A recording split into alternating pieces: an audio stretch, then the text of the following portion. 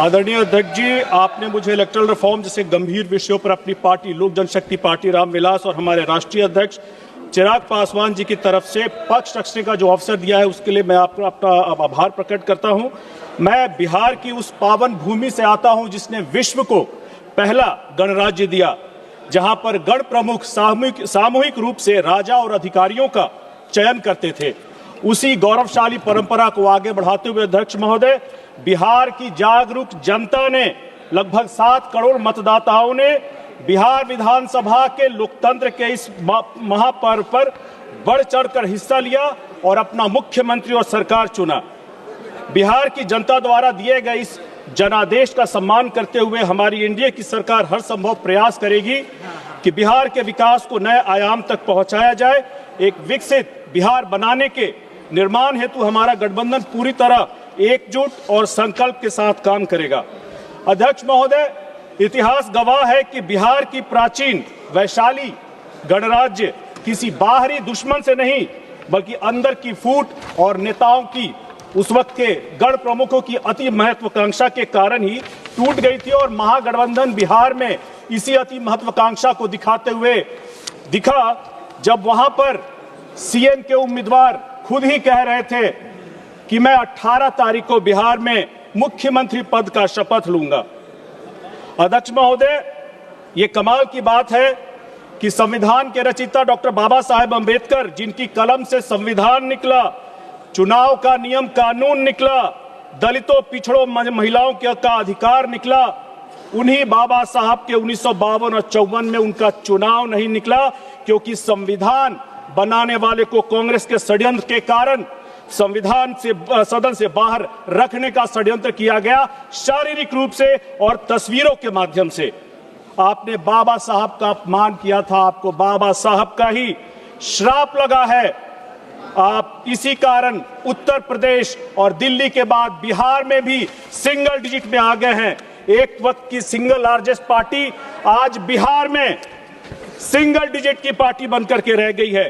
चुनाव सुधारों पर चर्चा करते हुए अध्यक्ष महोदय, मैं भारतीय लोकतंत्र की एक काली सच्चाई के बारे में आपका ध्यान दिलाना चाहता हूं। बूथ कैप्चरिंग जो स्वतंत्र भारत के दूसरे चुनाव 1957 में ही कांग्रेस के द्वारा एक संगठित बूथ कैप्चरिंग करके इस कुप्रथा की शुरुआत की गई थी। 1960 से लेकर के 1990 तक कांग्रेस ने बूथ कैप्चरिंग को बिहार में एक व्यवस्था बना दिया था। वोटर की पहचान से ज्यादा अपराधी की पहचान मायने रखती थी। 1989 के में चुनाव आयोग ने एक बड़ा सुधार करते हुए बूथ कैप्चरिंग को आधिकारिक परिभाषा दी और 1991 में इसे संगीन अपराध में शामिल किया। 1975 में जब इलाहाबाद हाई कोर्ट ने श्रीमती इंदिरा गांधी को भ्रष्ट आचरण का दोषी ठहराते हुए उनके चुनाव को अमान्य किया था और चुनाव लड़ने पे प्रतिबंध लगाए थे, तब कांग्रेस ने लोकतंत्र का सम्मान नहीं बल्कि अपनी सत्ता बचाने के लिए आपातकाल लगाकर सीधे के सीधे लोकतंत्र की ही चोरी कर ली थी। अध्यक्ष महोदय, मैं 1990 के उस जंगल राज के दौर का गवाह हूं जब बिहार में बैलेट से नहीं बुलेट से नतीजे तय किए जाते थे।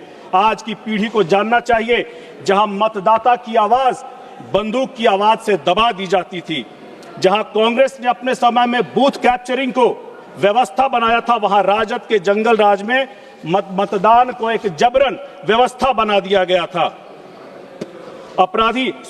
लोकतंत्र का मंच नहीं, मतदान केंद्र लोकतंत्र का मंच नहीं, अपराधियों का नियंत्रण कक्ष में बदल दिए जाते थे, जहां आप या तो बूथ लूट ले या तो फिर बैलेट पेपर लूट ले और नहीं तो पूरा का पूरा आप बक्सा ही बदल दीजिए। चुनाव आचार संहिता नहीं बल्कि चुनाव भ्रष्टाचार संहिता, मॉडल कोड ऑफ करप्शन बन गया था। अध्यक्ष महोदय, एक बड़ा इन्हीं सब चीजों पर ये करने के लिए एक बड़ा चुनावी सुधार 2004 में ईवीएम के माध्यम से भारत में चुनाव का आधार बना और मुझे बताते हुए आपको ये आश्चर्य भी होगा कि ईवीएम उसके बाद कांग्रेस की हर हार का जिम्मेदार भी बन गया। कांग्रेस पार्टी और राहुल जी ईवीएम पर आरोप लगाते लगाते 95 चुनाव हार चुके हैं। हिंदी फिल्मों में एक डायलॉग है, कि फटा पोस्टर निकला हीरो। पोस्टर बार बार फट रहा है मगर हीरो नहीं, हार निकल रहा है। और सही भी है, हार ही निकलेगी, क्योंकि जब राजनीति को वर्क फ्रॉम होम की तरह चलाएंगे तो हार ही निकलेगी। लोगों का दिल जीतने के लिए जमीन पर उतरना पड़ता है। अध्यक्ष महोदय, अब तो बिहार में कांग्रेसी भी कह रहे हैं कि फटा पोस्टर निकला जीरो।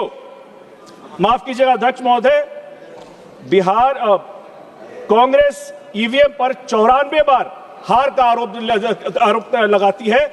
अब से इनके दोषी होने का जो सबसे बड़ा आधार निकला है वो है एसआईआर। विपक्ष जिस एसआईआर को आज षड्यंत्र बता रहा है वह वास्तव में मतदाता सूची की सूचिता का वह संवैधानिक कार्यक्रम है। विपक्ष की असली समस्या एसआईआर से नहीं है। समस्या यह है कि एसआईआर से पहली बार वोट बैंक की राजनीति के नकली खंभे उखड़ गए हैं और लोकतंत्र में वही वोट रह गए हैं जो कि वैध हैं। अध्यक्ष महोदय,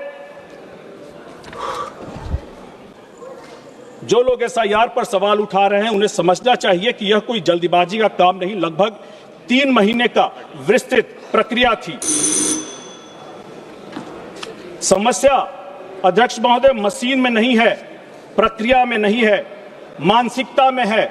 पूरे देश ने देखा था जब बिहार के नेता प्रतिपक्ष ने सरेआम प्रेस कॉन्फ्रेंस करते हुए अपना नकली ईपिक नंबर दिखाया था और तब चुनाव आयोग ने सही वोटर कार्ड सामने लाकर के यह स्पष्ट कर दिया था कि नेता प्रतिपक्ष बिहार में 2-2 वोटर आईडी कार्ड रखते हैं। जब वीआईपी नेताओं के साथ ऐसी गड़बड़ी मिल सकती है तो इसीलिए अध्यक्ष महोदय की एसआईआर जरूरी हो जाता है। जब वोटर लिस्ट शुद्ध होता है तब राजनीति की अगली असली ताकत उजागर होती है। अध्यक्ष महोदय, बिहार विधानसभा चुनाव से पहले बिहार में एक पार्टी बिल्कुल अपना आचरण और व्यवहार एक नव सामंतवादी पार्टी की तरह कर रही थी और एक ऐसी पृष्ठभूमि तैयार की जा रही थी और खुलेआम संकेत दिए जा रहे थे कि अगर उनकी सरकार बनेगी तो बिहार में जनता का नहीं, एक विशेष सामाजिक वर्ग का नियंत्रण स्थापित होगा। आपने गाने भी सुने होंगे, तेजस्वी सरकार बनतो तो बीप बीप बीप रंगदार बनतो। एसआईआर से पहले बिहार में गरीब, पिछड़े, वंचित और दलितों के मतदाताओं को इन नव सामंतवादी का इतना दबाव था कि उन्हें साफ साफ कहा जाता था कि अगर तुम वोट करोगे तुम्हारे वोट का कोई फायदा नहीं होगा, क्योंकि हमारा फर्जी वोट इतना है कि तुम्हारे वोट का फायदा नहीं होगा। उन्हें कई जगह बूथ पर नहीं पहुंचने दिया जाता था और उन्हें भी लगता था कि हमारा जो वोट है वो महत्वहीन है। लेकिन एसआईआर के बाद अध्यक्ष महोदय उनको भी लगा कि हमारे वोट का मतलब है और यह आपने बिहार में एनडीए को 202 सीटों के माध्यम से आपने देखा होगा और इसका नकारात्मक प्रभाव भी बिहार में हम लोगों को देखने को मिला जब गोपालगंज के बैकुंठपुर में दलित जिन्होंने एनडीए को वोट किया था उनके साथ हिंसा हुई, मारपीट हुई। मैं भी गया था मुजफ्फरपुर के सखौरा पटसारा गांव में। शंकर पासवान जी की हत्या सिर्फ इसलिए कर दी गई थी क्योंकि उन्होंने एनडीए को वोट किया था। अध्यक्ष महोदय, इस देश को और इस सदन को यह स्पष्ट समझना चाहिए, मैं अपनी बात खत्म करूंगा मैम, कि जब हम इलेक्टोरल रिफॉर्म्स की बात करते हैं तो बड़ा सुधार यही है कि वोट देने का अधिकार केवल और केवल वैध और पात्र भारतीय नागरिक का होना चाहिए।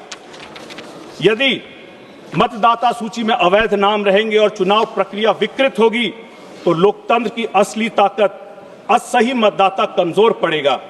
चुनाव सुधार, विशेषकर एसआईआर जैसी पहल भारत के लोकतंत्र की रक्षा के लिए अनिवार्य है। मैं इस चुनावी सुधारों और एसआईआर जैसी प्रक्रिया का हमारी पार्टी की तरफ से पूर्ण समर्थन करता हूं और मुझे अपनी बात रखने का आपने अवसर दिया, उसके लिए आपका बहुत बहुत आभार।